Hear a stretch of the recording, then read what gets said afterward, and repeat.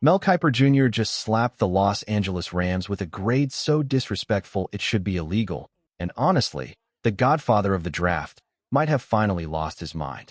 He's calling this draft a disaster. But is it possible he's completely blind to the genius masterclass Snead and Sean McVay just pulled off?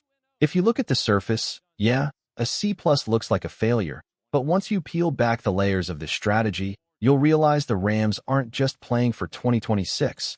They are building a dynasty that will outlast every other team in the NFC. Before we dive in, smash that subscribe button if you want the fastest NFL updates on the planet. We have to talk about the man himself, Mel Kiper. This is the guy who basically invented the mock draft. He's the reason we all sit glued to our screens in April. But just because you started the fire doesn't mean you know how to cook the meal. Kiper went behind a paywall to tell the world that the Rams had one of the worst drafts in the entire league. He gave them a C+. To put that in perspective, he only gave one team a worse grade, a flat C. He's basically saying the Rams were the second biggest losers of the weekend. I'll be honest with you, when I first saw the picks coming in, I gave them a B-. I wasn't over the moon, but I wasn't ready to burn the house down either. But Kiper, he's acting like the sky is falling in Los Angeles. He started his critique by saying the Rams' moves make little sense. That is a bold statement for a team that was a handful of points away from a Super Bowl appearance just a few months ago. Remember that heartbreaker against the Seahawks? 31-27 in the NFC Championship. We were right there. The offense was a juggernaut. Matthew Stafford was playing like the MVP we know he is. The front office went out and snagged Trent McDuffie and Jalen Watson to fix a secondary that was leaking yards like a sieve. It looked like a textbook all-in move. Fans were ready for a parade. And then, the Rams did the unthinkable. They used their premium capital on Ty Simpson. The room went silent. The experts gasped. Kiper lost it. Why on earth would a team in a championship window take a developmental quarterback when they need immediate help? It's a fair question, but Kiper's logic is a total mess. He says it makes no sense, then literally 5 sentences later, he explains exactly why they did it. Stafford is 38. He's a warrior, but he's a human being with a history of injuries. Behind him, it was Stetson Bennett and a whole lot of nothing. The Rams looked at the cliff and decided to build a bridge before they fell off it. But wait until you hear what he said about our secondary solutions. The disrespect doesn't stop at the quarterback position.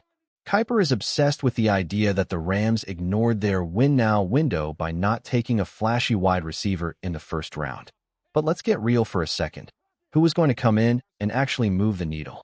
There is this massive misconception in the NFL media that every first-round receiver is the next Puka Nacua or Justin Jefferson. It's a lie. Most of them take 2 years to even learn the playbook. Dan Orlovsky, who has been driving the Ty Simpson hype train for weeks, hit the nail on the head. He called the idea of punting on a future franchise QB for a win-now receiver short-sighted and foolish. Think about our roster. It's loaded. It's stacked. Where was a rookie receiver even going to fit? We already have a room that most teams would kill for. Bringing in a kid at pick 13 and expecting him to put up 1,000 yards and swing the championship probability is a fairy tale. The Rams were smarter than that. They realized the guys left on the board weren't day-one game changers.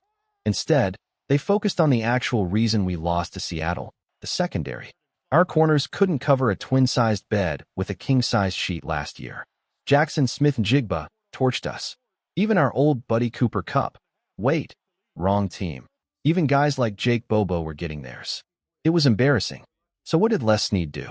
He went out and played chess while everyone else played checkers. He traded for Trent McDuffie. He signed Jalen Watson. He secured Quentin Lake.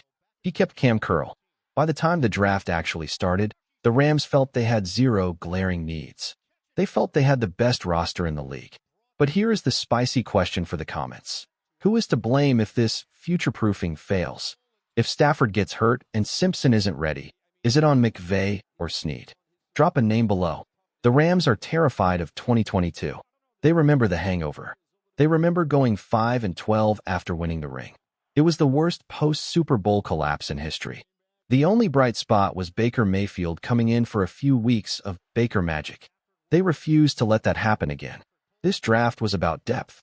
It was about making sure that when the veterans eventually walk away, the house doesn't burn down. But Kiper wasn't done being wrong. He moved on to day 2 and 3, and his takes got even more bizarre. When we got to Max Clare, Kiper called it a slight reach. He was crying for the Rams to take Zachariah Branch instead. He wanted a jolt of lightning out of the slot. Are you kidding me? We've seen this movie before, and it ended with Tutu Atwell. I am beyond thrilled the Rams stayed away from 2-2-2-0. We finally figured out that those tiny, gadget-type players don't fit the physical, block-heavy scheme that McVay loves, and Kiper wants us to go right back to the well. No thanks. Kiper's obsession with needs ignores how the Rams actually build a team. Take Keegan Trost, for example. Kiper hates the pick because he thinks Trost is just a guard. He thinks the Rams ignored their top 3 needs. But Trost isn't just a guard. This kid is a Swiss Army knife. He can play 4 positions. He can be your swing tackle on the left or right, or he can slide inside. In a league where offensive linemen go down every single week, having a guy who can fill 4 gaps is worth his weight in gold. He doesn't need to start day 1.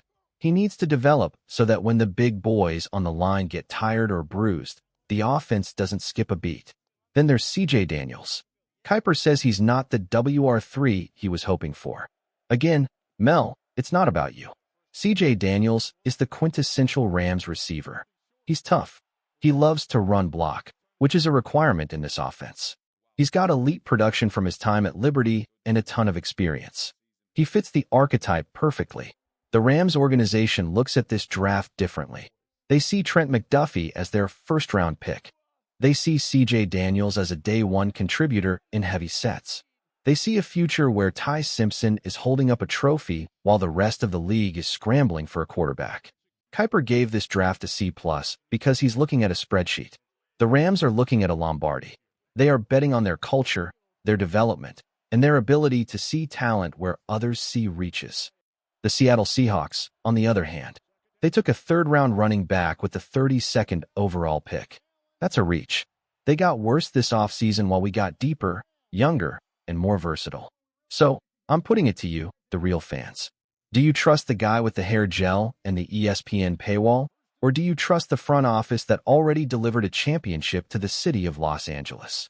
This team is going to win the Super Bowl next year, and it won't be because of a rookie receiver catching a fade. It'll be because we have the most complete roster in professional football. Grade the Rams 2026 draft for me right now.